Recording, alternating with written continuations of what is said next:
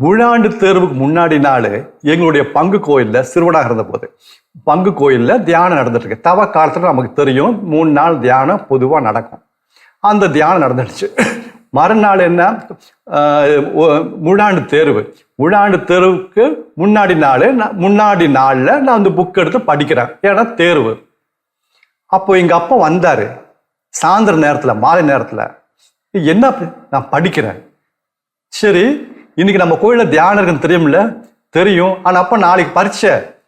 ஏய், நீ இப்படி படிச்சு நீ பெரிய ஆளாக வேண்டாம்டா. நீ ஒன்றும் இப்படி பெரிய ஆளாக வேண்டாம்.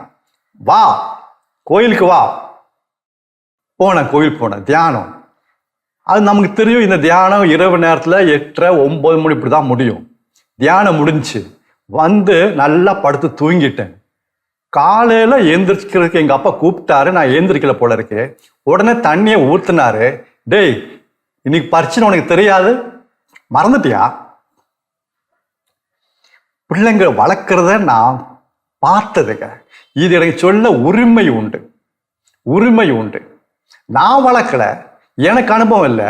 எங்க அப்பா எப்படி என்ன வளர்த்தா நான் சொல்லலாம்ல? எங்க அப்பா ஒன்றும் அவ்வளோ அறிவாளி கிடையாது. இன்னும் 10ஆம் கிளாஸ் கூட பாஸ் ஆகல. ஆனா கடவுளையே சார்ந்திருந்தவர். நீ இப்படி ஒன்னும் படிச்சு பெரிய ஆளா, நீ பெரிய ஆளா வேண்டான்னு சொல்ல. நோ.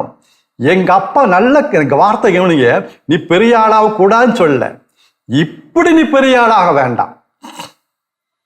ஆனா எங்க அப்பா ஒண்ணுல கண்ணும் கருத்தமா இருந்தாரு. தூயாவின் அபிஷேகம் நீ பெற்றுக்கொள்ள வேண்டும், தூயாவின் நிறைவினை பெற்றுக்கொள்ள வேண்டும்.